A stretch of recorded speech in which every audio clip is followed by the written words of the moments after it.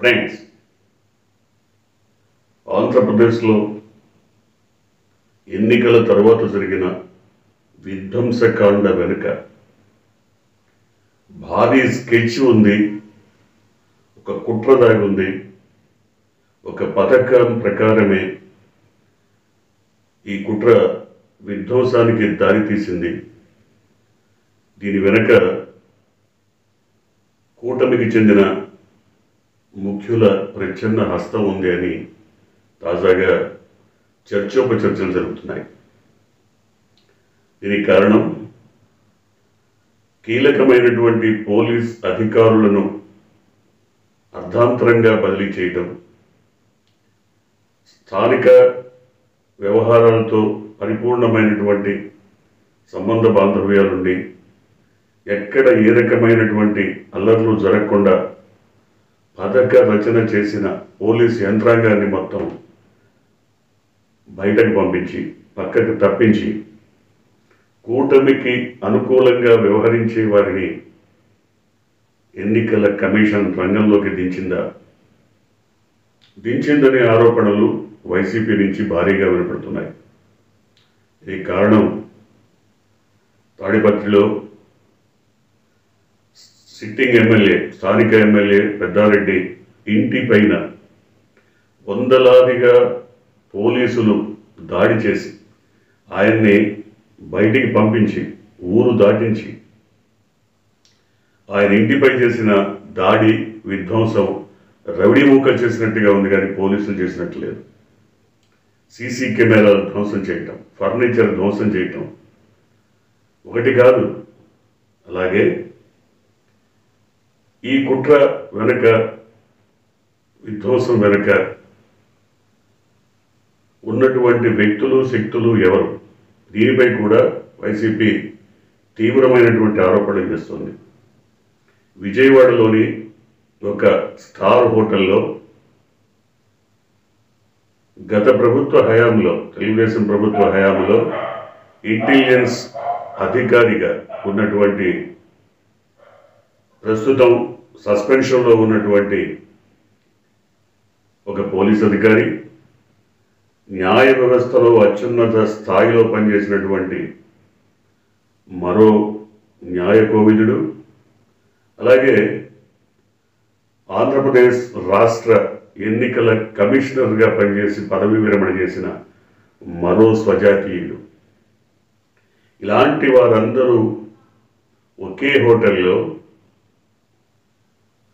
ఎన్నికల రోజున బైఠాయించి పోలీస్ యంత్రాంగాన్ని నడిపించారా? అవునని చెప్తుంది వైసీపీ. ఆ హోటల్ గదుల నుంచే అనేక మందికి ఫోన్లు వెళ్ళాయి, అనేక మందిని బెదిరించారు, అనేక మంది పోలీస్ అధికారులకు తమ ప్రభుత్వం రాబోతోందని, తమ ప్రభుత్వం వచ్చాక తాము చెప్పినట్టు కనుక వెనకపోతే వాళ్ళ సంగతి చూస్తామని బెదిరించారా? అవునని చెప్తోంది వైసీపీ.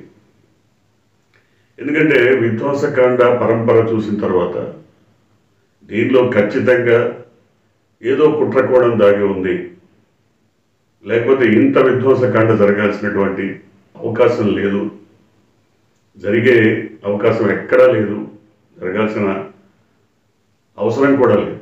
ఎన్నికలు ప్రశాంతంగా ముగిసే దశలో ఈ రకమైనటువంటి విధ్వంసానికి, ముఖ్యంగా పల్నాడు ప్రాంతాల్లో మధ్యలో కానీ గురజాల కానీ రెండు నియోజకవర్గాల్లో కొన్ని సామాజిక వర్గాలను, అట్టడుగు బడుగు బలహీన వర్గాలకు చెందిన కొన్ని సామాజిక వర్గాలను తరిమి కొట్టి, ఊళ్ళ నుంచి వెళ్ళగొట్టి, వాళ్ళు పొలాల్లో, గుళ్ళలో పరాయి పంచన తలదాచుకోవాల్సినటువంటి పరిస్థితి తీసుకొచ్చారంటే కారణం ఏంటి? ఎవరు వీళ్ళకి ఇంత వెన్నుదన్నుగా నిలిచి ధైర్యాన్ని ఇచ్చారు? ఇవాటికి కూడా ఎన్నికలు ముగిసి 2-3 రోజులు దాటిపోయినప్పటికీ ఇవాటికి కూడా వాళ్ళు తమ ఇళ్లకు వెళ్ళలేనటువంటి పరిస్థితులు నెలకొన్నాయంటే ఎంత బీతాహ పరిస్థితులు అక్కడ కొనసాగుతున్నాయి. అలాగే కడప జిల్లా జమ్మలమడుగులోనూ కొంత అల్లరిమూకల విధ్వంసకాండ కొనసాగింది, పెచ్చరిల్లింది. అక్కడ బీజేపీ అభ్యర్థిగా ఉన్నటువంటి వ్యక్తి కూటమి నేతల సాయంతో ఆ రకమైనటువంటి విధ్వంసకాండ సాగించారని వైసీపీ ఆరోపణ. అంతేకాదు, చంద్రగిరి నియోజకవర్గంలో కూడా వైసీపీ అభ్యర్థి పైన దాడి జరిగిన తర్వాతనే, ఆయన ఇంటిపైన దాడి జరిగిన తర్వాతనే వాళ్ళ ప్రతిస్పందనకు పోలీసులు ముగ్గుతాడు వేశారు, అరెస్టులు సాగించారు, విధ్వంసకాండ జరిగింది. అంటే ఎక్కడెక్కడైతే పోలీస్ అధికారులను బదిలీ చేశారో, ఎన్నికల కమిషన్ బదిలీ చేసిందో అక్కడే విధ్వంసకాండ జరగడానికి వ్యూహ రచన జరిగింది. దీనికి కారణం ఈ మాస్టర్ స్కెచ్ వేసిన 40 years ఇండస్ట్రీ తన వదిన గారి చేత ఇంప్లిమెంట్ చేయించారా? అవుననే వార్తలు వినపడుతున్నాయి. ఎందుకంటే మాస్టర్ స్కెచ్ ఏందైనప్పటికీ ఆవిడ ఎన్నికల కమిషన్కి లేఖలు రాసి మరి ఎవరిని తీసేయాలో, ఎవరిని నియమించాలో ప్రతి ఒక్కటి సూచనలు చేసినటువంటి పరిస్థితి. అంటే ఎన్నికల కమిషన్ స్వతంత్ర ప్రతిపత్తి ఏమైపోయి ఉంటుంది? ఎన్నికలు సజావుగా సాగటం కోసమే కదా ప్రభుత్వ యంత్రాంగం చేతుల్లో లేదా రాజకీయ పార్టీల చేతుల్లోంచి ప్రభుత్వ యంత్రాంగాన్ని పూర్తిగా ఎన్నికల కమిషన్ టేకప్ చేస్తుంది, హస్తగతం చేసుకుంటుంది. ఎన్నికల కమిషన్ నేతృత్వంలోనే కదా ప్రభుత్వ యంత్రాంగం అంతా నడిచేది. కానీ ఇక్కడ ప్రభుత్వ యంత్రాంగం ఎందుకు ఫెయిల్ అయింది? ముఖ్యంగా పోలీసు వ్యవస్థ ఎవరి కనుసన్నల్లో నడిచింది? ముఖ్యంగా తాడిపత్రి లాంటి చోట సిట్టింగ్ ఎమ్మెల్యే ఇంటిపైన పోలీసులు రౌడీ మూకల్లా దాడులు చేసి సీసీ కెమెరాలు సైతం, ఫర్నిచర్ని సైతం ధ్వంసం చేయాల్సినటువంటి అవసరం ఏమొచ్చింది? ఇక్కడే ఎన్నికల కమిషన్ పైన, వ్యవస్థ పైన ప్రజానీకం నమ్మకం కోల్పోయే పరిస్థితులు కనబడుతున్నాయి. ఎస్, ఎన్నికల కమిషన్ ఆ తర్వాత రాష్ట్ర ప్రభుత్వ చీఫ్ సెక్రటరీని కానీ, డీజీపీని కానీ, మిగతా వాళ్ళని కానీ పిలిచి మాట్లాడుండొచ్చు. కానీ మొత్తం విధ్వంసం జరిగి మారణహోమం జరిగిపోయిన తర్వాత అప్పుడు చర్యలు తీసుకుంటే వచ్చే ఫలితం ఏంటి? ఎందుకు కూటమి సూచించిన వ్యక్తులను వేయాల్సి వచ్చింది? ఎందుకు చివరి క్షణం వరకు బదిలీ చేయాల్సి వచ్చింది? దీని మీద తీవ్రమైనటువంటి చర్చ జరగాల్సిన అవసరం ఉంది.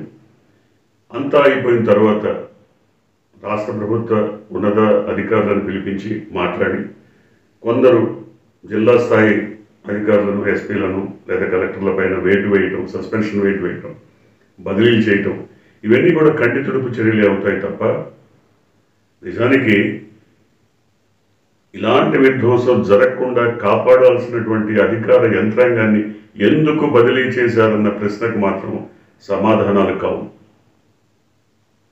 నిజంగా బదిలీలు జరగకపోయి ఉంటే ఈ విధ్వంసకాండ జరిగేది కాదేమో.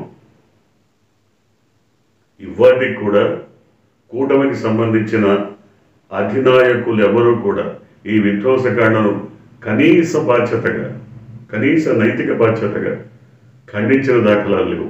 అంటే ఈ విధ్వంసం వెనక, ఈ దాడుల వెనక ఎవరి హస్తం ఉన్నట్టు ఊహించుకోవచ్చు.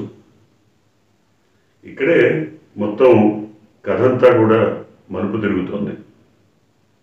సరే, ఏది ఏమైనా ఎన్నికల ఘట్టం ముగిసింది. ప్రజా నిర్ణయం దాదాపుగా ఈ ఈవీఎంలో నిక్షిప్తమై ఉంది.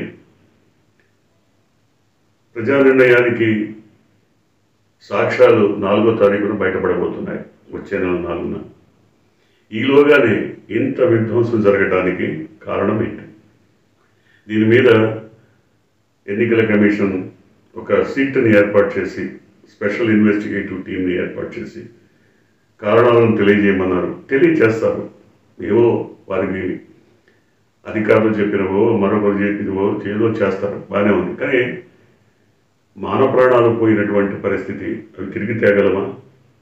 ఇవాటికి కూడా భీతావహ పరిస్థితుల్లో ఊరు కానీ ఊళ్ళో గుళ్ళల్లో పొలాల్లో తలదాచుకుంటున్న వాళ్ళని ఇంటికి తీసుకెళ్ళగలిగింది ఎవరు? ఎవరు తీసుకెళ్తారు వాళ్ళకి ధైర్యాన్ని ఇచ్చి? ఒక పక్క వైసీపీ ఎమ్మెల్యేలను మంత్రులను కూడా వాడిని హౌస్ అరెస్ట్ చేసి బయటికి రానియకుండా చేసి, తాడిపత్రిలో అయితే పెద్దారెడ్డిని అసలు ఊరు నుంచి బయటికి పంపించి ఊరు దాటించి ఇంత విధ్వంసకాండ చేస్తే ఎవరు కార్యకర్తలకి, స్థైర్యం కోల్పోయినటువంటి ప్రజానీకానికి ఆలంబనగా నిలిచేది ఎవరు? వాళ్ళ పక్షాన పోరాడేది ఎవరు? ఇక్కడ ఇదే ప్రశ్న తలెత్తుతోంది. దీనంతటికీ ముఖ్యంగా ఒక నైరాస్యం, ఒక కూటమిలో ఏర్పడ్డ అభద్రతా భావం లేదా ఓటమి భయం, వెన్నాడినటువంటి ఓటమి భయమే కారణమా అంటే అవునని చెప్పుకోవాలి. ఎందుకంటే తాజాగా ఈరోజు ఒక సర్వే పేరుతో ఒక సంస్థ, ఆత్మసాక్షి సంస్థ ఇచ్చినటువంటి నివేదిక చూస్తే ఖచ్చితంగా 126 సీట్లతో వైసీపీ ప్రభుత్వాన్ని ఏర్పాటు చేయబోతోందని, 49 సీట్లకే కూటమి పరిమితం అవుతోందని స్పష్టంగా విస్పష్టంగా ఆ సంస్థ తన నివేదికను వెల్లడించింది. ఆ సంస్థ వెల్లడించింది కాబట్టి మనం చెప్పగలుగుతున్నాం. కానీ లేదంటే మరో పేరుతోనో మరొకటో ఎవరో చెప్పే అవకాశం లేదు. ఇలాంటి నివేదికలు బయటకు వచ్చినప్పుడు, సర్వేల పేరుతో మరికొన్ని అంశాలు బయటకు వచ్చినప్పుడు వీటన్నిటినీ బేరీజు వేసుకొని అభద్రతా భావంతోనే ఇలాంటి దాడులకు తెరదీశారా, కుట్రలకు తెరదీశారా? కూటమి కుట్రలు జరపడం ద్వారా సాధించేదేంటి? ఎన్నికలు అయిపోయిన తర్వాత ఇప్పుడు అంటే కక్ష తీర్చుకోవటం, అది కూడా ప్రజానీకం పైన, బడుగు బలహీన వర్గాల పైన, దళితుల పైన కక్ష తీర్చుకోవటమే తప్ప మరి ఇంకేం కనపడదు. ఇలాంటి పరిస్థితులు మునుముందు కొనసాగిన, ఇలాంటి పరిస్థితులే ఏర్పడిన ప్రజలు రిటాలియేషన్కి ఒకవేళ దిగితే, అంటే ఎదురుదాడి కనుక దిగితే చాలా విధ్వంసకర పరిస్థితులు ఏర్పడతాయి. ఎక్కడికెక్కడ గందరగోళం నెలకొంటుంది. కాబట్టి ఇప్పటికి కూడా కూటమి నేతలు కానీ, వైసీపీ నాయకులు కానీ, మరి ఎవరైనా సరే సంయమనం పాటించమని చెప్పడం చాలా ముఖ్యం. ప్రజానీకాన్ని కోరాలి, అప్పీల్ చేయాలి, సంయమనం పాటించండి. జరిగిందేదో జరిగింది, దానిపైన చర్యలు ఉంటాయి. ఇప్పటికైనా సంయమనం పాటించి ప్రశాంత వాతావరణంలో సహజీవనానికి మార్గాలు వెతకమని అప్పీల్ చేయాల్సినటువంటి అవసరం ఎంతైనా ఉంది. చూద్దాం ఏం జరగబోతుందో.